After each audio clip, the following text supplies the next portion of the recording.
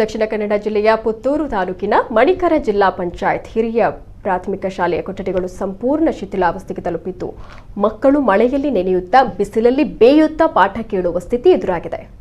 ಪುತ್ತೂರು ಶಾಸಕ ಸಂಜೀವ ಮಠಂದೂರು ಅವರ ಕಾರ್ಯವ್ಯಾಪ್ತಿಯಲ್ಲಿ ಬರುವ ಈ ಶಾಲೆಯಲ್ಲಿ ಪ್ರಸ್ತುತ ಸುಮಾರು 88 ವಿದ್ಯಾರ್ಥಿಗಳು ವಿದ್ಯಾಭ್ಯಾಸವನ್ನು ಮಾಡುತ್ತಿದ್ದಾರೆ. ಆದರೆ ಶಾಸಕರು ಇಲ್ಲಿನ ಸಮಸ್ಯೆ ಆಲಿಸದೆ ಪುಟ್ಟ ಮಕ್ಕಳ ಜೀವದ ಜೊತೆ ಚಿಲ್ಲಾಟ ಆಡ್ತಿದ್ದಾರೆ ಅಂತ ಪೋಷಕರು ಮತ್ತು ಶಾಲಾ ಅಭಿವೃದ್ಧಿ ಸಮಿತಿಯವರು ಆರೋಪ ಮಾಡುತ್ತಿದ್ದಾರೆ. ಇನ್ನು ಮಣಿಕರ ಶಾಲೆಯ 3 ತರಗತಿ ಕೊಠಡಿಗಳು ತೀವ್ರ ಶಿಥಿಲಾವಸ್ಥೆಯಲ್ಲಿ ಇರೋದ್ರಿಂದ 2017-18ನೇ ಶೈಕ್ಷಣಿಕ ವರ್ಷದಿಂದ ಶಿಕ್ಷಣ ಇಲಾಖಾಧಿಕಾರಿಗಳ ಸೂಚನೆಯಂತೆ ಕೊಠಡಿಗಳ ಬೀಗ ಜಡಿದು 4 ವರ್ಷಗಳಾಗಿದ್ದಾವೆ.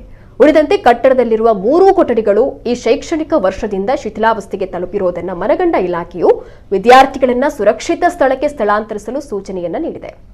ಇದೀಗ ಈ ಶಾಲೆಯ ಪುಟ್ಟ ಮಕ್ಕಳ ಪಾಠ ಪ್ರವಚನದಿಂದ ಹಿಡಿದು ಕ್ಷೀರಭಾಗ್ಯ, ಬಿಸಿಯೂಟ ಸೇರಿದಂತೆ ಇನ್ನಿತರ ಹಲವಾರು ಶೈಕ್ಷಣಿಕ ಚಟುವಟಿಕೆಗಳನ್ನು ತರಗತಿ ಕೋಣೆಗಳಿಲ್ಲದೆ ಸಂಕಷ್ಟದಲ್ಲಿ ನಡೀತಾ ಇದೆ.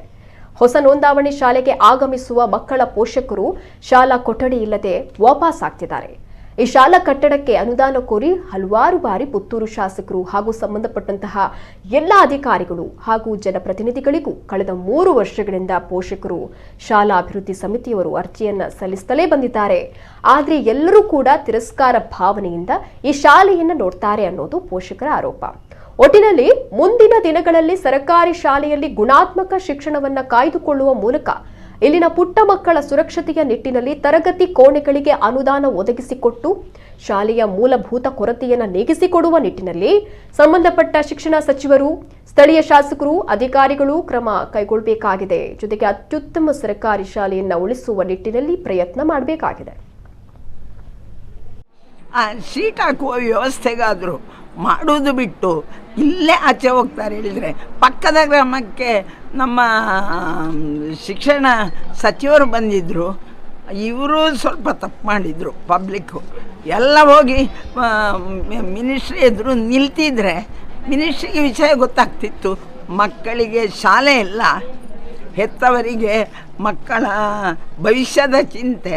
ಇಂಥ ಸಂದರ್ಭದಲ್ಲಿ ತಕ್ಷಣ ಇದಕ್ಕೆ ಅಧಿಕಾರಿಗಳು, ಜನಪ್ರತಿನಿಧಿಗಳು ಸ್ಪಂದಿಸಬೇಕು ಅಂತ ಒತ್ತಾಯಿಸುವುದರ ಜೊತೆಗೆ ನಮ್ಮ ಜನಪ್ರತಿನಿಧಿಗಳಿದ್ದಾರೆ, ಮಂಜುನಾಥ್ ಭಂಡಾರಿ, ಹರೀಶ್ ಕುಮಾರರು, ಅವರನ್ನು ಇಲ್ಲಿಗೆ ಬರಲಿಕ್ಕೆ ಹೇಳ್ತೇನೆ. ಆದರೆ ಕರ್ತವ್ಯ ನಿಭಾಯಿಸಬೇಕಾದವರು ಎಮ್ ಎಲ್ ಎ ನಿಜವಾಗಿ ಅವರಿಗೆ ಮಾಡಲಿಕ್ಕೆ ಆಗದಿದ್ದರೆ ಅವರು ಬಿಟ್ಟು ಕೂತ್ಕೊಳ್ಳೋದು ಒಳ್ಳೆಯದು. ಮಕ್ಕಳಿಗೆ ಕೂತ್ಕೊಳ್ಳಿಕ್ಕೆ ಯಾವುದೇ ಸೌಲಭ್ಯ ಇಲ್ಲ.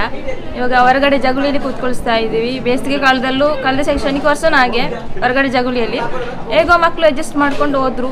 ಕಾಯಿಲೆಗಳು ಬಂತು ತುಂಬ, ಆದರೂ ಪರವಾಗಿಲ್ಲ, ಮದ್ದು ಮಾಡಿ ಪುನಃ ಕಲಿಸಿದ್ವಿ ಮಕ್ಕಳನ್ನು. ಇವಾಗ ಮಳೆಗಾಲ ಎಷ್ಟು ಕಷ್ಟ ಆಗ್ತಿದೆ ಅಂತ ನಿಮಗೂ ಗೊತ್ತು, ನಮಗೂ ಗೊತ್ತು. ಸಣ್ಣ ಮಕ್ಕಳು, 9-10 ವರ್ಷದ ಮಕ್ಕಳು, ಪುಟಾಣಿ ಮಕ್ಕಳು, ಅವರನ್ನು ಹೇಗೆ ನಾವು ಈಗ ಹೊರಗಡೆ ಕೂತ್ಕೊಳಿಸೋದು ಅಂತ ನಮಗೆ ತುಂಬ ಬೇಸರದ ವಿಷಯ. ಅದಕ್ಕೋಸ್ಕರ ನಾವು ಇವಾಗ ಹೋರಾಟ ಮಾಡ್ತಾ ಇದ್ದೀವಿ. ನಮ್ಮ ಮಕ್ಕಳಿಗೆ ನ್ಯಾಯ ಬೇಕು ಅಂತ, ಎಜುಕೇಷನ್ ಬೇಕು, ಶಾಲೆನೂ ಬೇಕು.